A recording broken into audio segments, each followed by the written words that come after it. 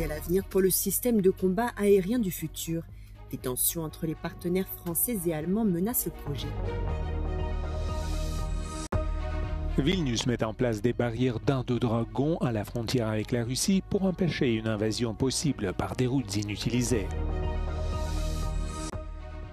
Un tremblement de terre de magnitude 6 a fait plus de 800 morts et plus de 2700 blessés dans l'est de l'Afghanistan, un bilan provisoire qui pourrait encore s'alourdir. Une météo défavorable contraint la flottille à destination de Gaza à revenir à terre quelques heures seulement après avoir quitté Barcelone ce dimanche.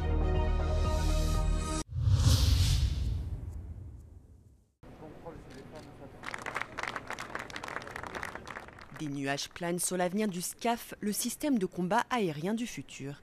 Ce projet, lancé en 2017 par la France, l'Allemagne et l'Espagne, vise à renforcer l'Europe de la défense en développant un avion de combat de 6e génération, appuyé par des drones interconnectés au sein d'un cloud de combat. Le ministère allemand de la Défense a accusé l'industrie française de bloquer le projet, après que le PDG de Dassault a réclamé la direction unique de l'avion de combat. Toutefois, Dassault ne mettrait pas la main sur l'entièreté du programme, nuance le chercheur. Il y a d'autres parties, d'autres piliers de ce projet du SCAF, par exemple un cloud de combat, donc une infrastructure digitale pour échanger des informations, pour se connecter à d'autres appareils et notamment à des appareils non pilotés, des drones qui devraient aussi être développés, et là notamment par Airbus et le côté allemand.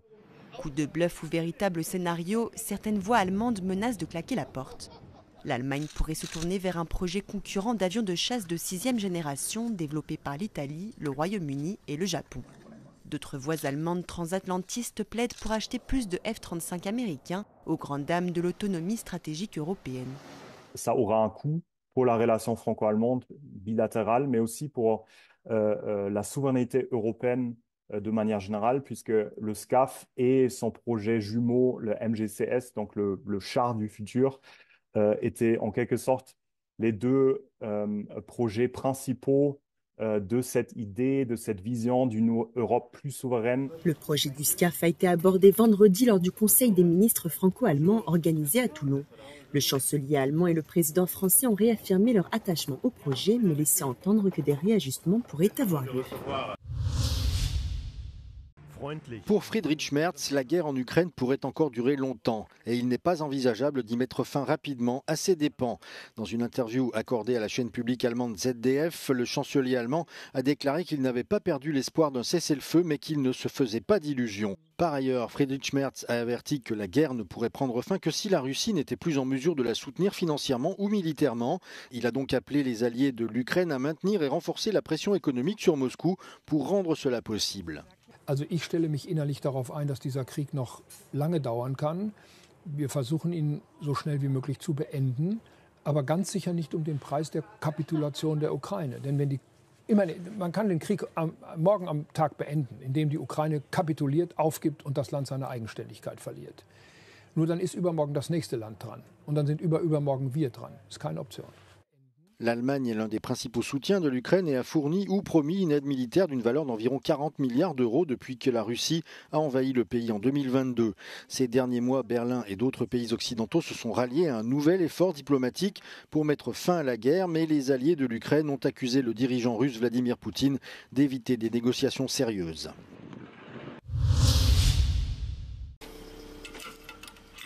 La Lituanie a achevé l'installation des dents de dragon à sa frontière avec l'exclave russe de Kaliningrad. Le ministère lituanien de la Défense a décrit samedi cette installation comme la dernière étape d'une série de mesures de défense prises par le pays balte pour décourager l'agression russe. La Lituanie tente d'empêcher l'utilisation de routes abandonnées afin de réduire le risque d'une invasion terrestre. La Lituanie, la Lettonie et l'Estonie sont membres de l'OTAN et ont une frontière commune avec la Russie. Russian propaganda is overtaking legitimate news in the Czech Republic. A new report claims that disinformation websites in the Czech Republic publish around 120 articles a day, outpacing its main reliable news outlets. Czech media company Voxpot teamed up with an IT association called Druit to analyse 360,000 publications across 16 platforms over the past 25 years. The investigation revealed that disinformation servers in the country churn out more articles every day than the largest Czech media houses, often doing so covertly with Russian money or funding from entities close to Russia. Voxpot said that roughly 10% of the articles were direct translations of pieces from state-owned and state-controlled Russian outlets such as Sputnik and RT, or other websites linked to the Russian propaganda machine. The EU has banned these media platforms since Russia's full-scale invasion of Ukraine in February 2022. The report notes a common tactic that Russian propaganda campaigns often employ in Europe. As election time approaches, the amount of disinformation ramps up. The Czech Republic is due to hold its parliamentary elections in early October, and Voxpot says that around 4,000 misleading articles are published per month, the highest rate in history. Some of the misleading headlines include the supposed bankruptcy of Ukraine, allegations that Italian Prime Minister Giorgia Meloni was spotted taking cocaine, and accusations that Brussels will interfere in the Czech elections. Ultimately, the goal of such headlines is to try and muster distrust in Western democracy and political leaders, and to try and generate a more positive public opinion towards Russia.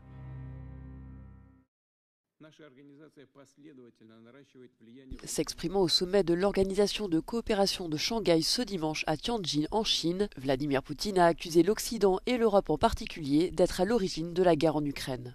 Selon le président russe, le conflit ne résulterait pas de l'invasion à grande échelle du pays par la Russie, mais serait le résultat d'un coup d'État soutenu par l'Occident, auquel Moscou aurait été contraint de réagir.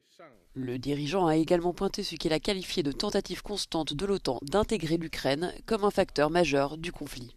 Plus tôt, le président chinois Xi Jinping avait dénoncé le comportement d'intimidation de certains pays et appelé les membres de l'Organisation de coopération de Shanghai à résister à une mentalité de guerre froide.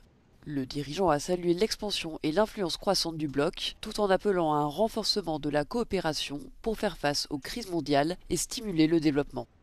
Fondée il y a 24 ans pour contrebalancer les institutions dominées par l'Occident, l'OCS compte aujourd'hui 10 membres permanents, 2 observateurs et 14 partenaires de dialogue répartis en Asie, en Europe et en Afrique, représentant près de la moitié de la population et environ un quart du PIB mondial. Un violent séisme dans l'est de l'Afghanistan a fait plus de 800 morts et plus de 2700 blessés dans la nuit de dimanche à lundi, selon un bilan provisoire qui pourrait encore s'alourdir.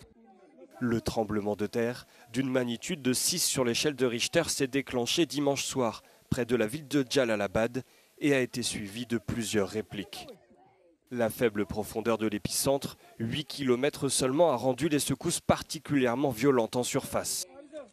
Les secouristes s'efforcent de rechercher des survivants dans les décombres, mais les opérations sont lentes dans cette région difficile d'accès et mal desservie.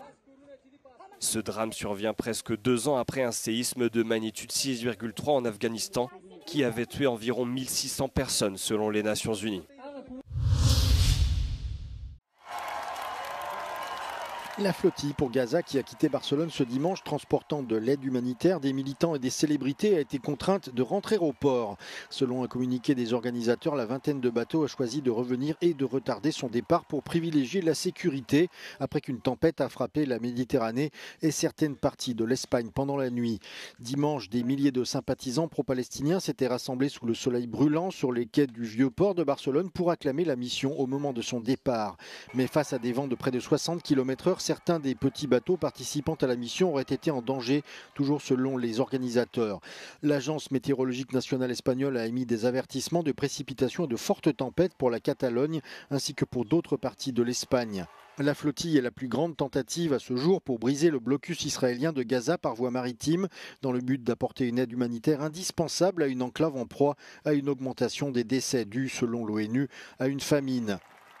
On ne sait toujours pas quand le convoi maritime repartira de Barcelone, mais les organisateurs ont annoncé qu'ils ont toujours dans l'idée d'atteindre Gaza à la mi-septembre, après 2 tentatives bloquées par Israël en juin et juillet dernier.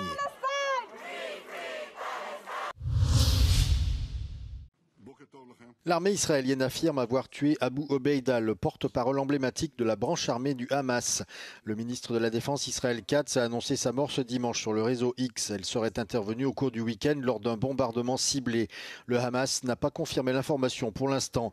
Abu Obeida, figure masquée et voix officielle des brigades Ezzedine al-Qassam depuis près de 20 ans, était apparu pour la dernière fois vendredi. Dans ce message, il promettait de protéger les otages encore en vie, mais avertissait qu'ils se trouvaient dans des zones de combat.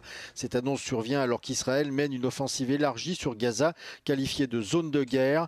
Tsahal dit poursuivre la destruction des tunnels du Hamas après plus de 23 mois d'opérations et de bombardements intenses.